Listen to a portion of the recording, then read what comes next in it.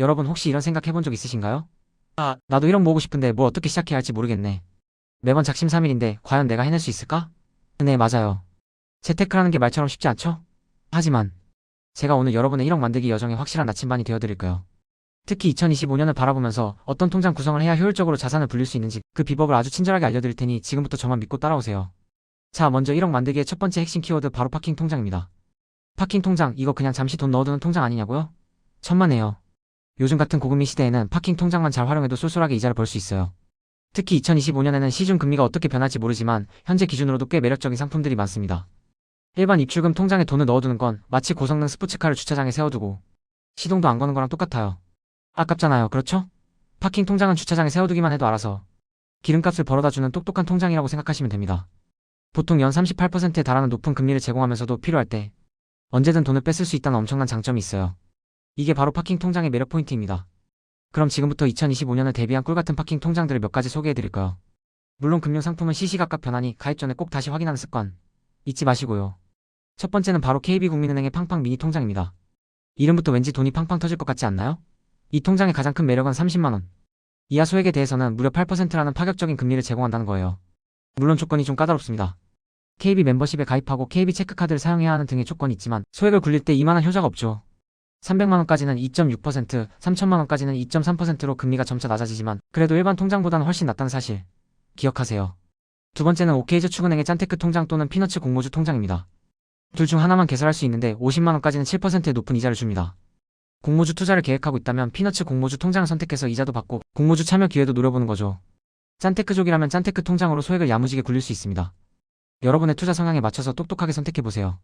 세 번째는 에키온저축은행의 간편페이 통장입니다.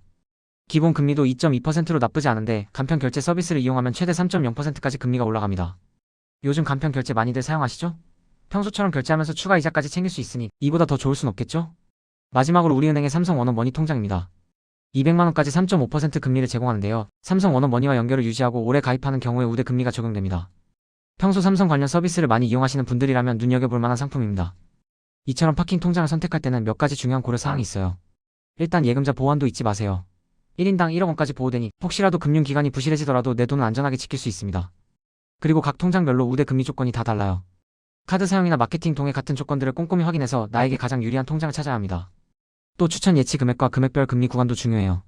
어떤 금액까지 가장 높은 금리를 주는지 확인하고 이자 지급 방식은 매달 주는지 아니면 만기 시에 한 번에 주는지도 체크해야 합니다. 이걸 모르고 가입했다가 나중에 후회하면 안 되잖아요? 꼼꼼함은 1억 만들기의 기본 중의 기본입니다. 자, 다음으로 1억 만들기의 두 번째 핵심 키워드 바로 적금입니다. 아니, 파킹 통장이 좋으면 적금은 왜 필요해? 라고 생각하실 수도 있지만 적금은 1억 만들기 목표 달성을 위한 아주 중요한 단계입니다. 특히 재테크 초보자들에게는 적금이 훌륭한 동기부여가 될 수 있어요. 적금은 매달 일정한 금액을 꾸준히 납입하면서 목돈을 모으는 가장 기본적인 방법입니다. 마치 작은 씨앗을 꾸준히 심어서 큰 나무로 키우는 것과 같아요. 당장 눈에 보이는 수익은 파킹 통장보다 작을 수 있지만 꾸준함이라는 강력한 무기가 바로 적금의 힘입니다. 저는 이걸 재테크 근육을 키우는 과정이라고 표현하고 싶어요. 처음엔 몇십만원 넣는 것도 버겁지만 시간이 지날수록 재테크 근육이 단련되면서 더 큰 금액을 모으고 더 큰 목표를 향해 나아갈 수 있게 되는 거죠. 여기서 재테크 초보자들을 위한 한 가지 조언을 드리자면 전문가의 조언을 참고하는 것도 아주 좋은 방법입니다. 혼자서 모든 걸 해결하려고 하면 막막하고 지치기 쉽거든요.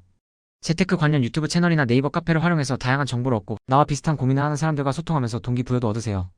소액으로 시작하는 투자반이나 예적금, ETF 주식, 부동산 관련 정보를 얻을 수 있는 곳들이 많으니 적극적으로 찾아보시길 바랍니다. 김승호 회장님은 이런 말을 했습니다. 돈을 모으는 습관이 가장 큰 재테크다. 정말 명언이죠? 꾸준히 돈을 모으는 습관이야말로 1억 만들기에 가장 강력한 무기입니다. 마지막으로 1억 만들기를 위한 추가 조언들을 몇 가지 더 해드릴까요?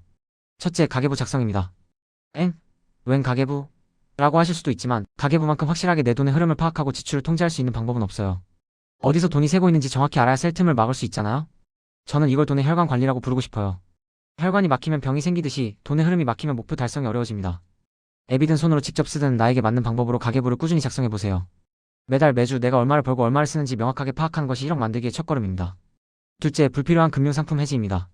우리가 가입한 금융상품 중에 혹시 이건 왜 가입했지? 싶은 것들이 있진 않나요? 특히 수수료가 높거나 나에게 불필요한 보험이나 간접 투자 상품들은 과감하게 정리할 필요가 있습니다. 금융회사는 사업체라는 사실을 잊지 마세요.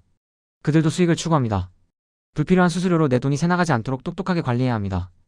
직접 투자에 대한 공부를 시작해서 내 자산을 내가 직접 불려나가는 용기도 필요합니다. 셋째, 재테크 정보 습득입니다. 시대는 변하고 금융상품도 끊임없이 진화합니다. 2025년의 금융시장은 또 어떤 모습일까요? 현재 유행하는 파킹 통장이나 적금 상품이 2025년에도 최고의 효율을 자랑하리라는 보장은 없습니다. 끊임없이 재테크 정보를 찾아보고 공부하고 나에게 맞는 최적의 투자 전략을 업데이트해야 합니다. 저는 이걸 금융 근육 강화 훈련이라고 생각해요. 꾸준히 정보를 습득하고 배우면서 내 금융 지식을 키우는 거죠. 매일 10분이라도 재테크 뉴스나 관련 콘텐츠를 찾아보는 습관을 들이는 것이 좋습니다. 자, 오늘 제가 말씀드린 내용을 다시 한번 정리해볼까요? 1억 만들기의 핵심은 높은 금리의 파킹 통장과 꾸준한 적금 상품을 적극적으로 활용하는 것입니다. 여기에 더해 가계부 작성을 통한 지출 통제, 불필요한 금융 상품 정리, 그리고 꾸준한 재테크 정보 습득까지. 이 모든 것이 유기적으로 연결될 때 여러분의 1억 만들기 목표는 반드시 현실이 될 겁니다. 내일 지구가 멸망해도 오늘 나는 한 그루의 사과나무를 심겠다. 스피노자가 한 말이죠. 우리도 마찬가지입니다. 1억이라는 목표가 너무나 멀게 느껴질지라도 오늘 당장 실천할 수 있는 작은 일부터 꾸준히 해나가는 것이 중요합니다. 작은 씨앗들이 모여 큰 숲을 이루듯이 여러분의 작은 노력들이 모여 1억이라는 큰 자산을 만들어낼 겁니다. 잊지 마세요. 1억 만들기의 가장 중요한 키워드는 바로 꾸준함입니다. 여러분 안에 잠재된 부자의 그릇을 믿고 오늘부터 당장 시작해보세요. 저와 함께라면 분명 해낼 수 있습니다. 이 영상이 여러분의 1억 만들기 여정에 작은 도움이 되었다면 구독과 좋아요, 알림 설정 잊지 마시고요. 다음 영상에서 더 유익한 정보로 찾아뵙겠습니다. 감사합니다.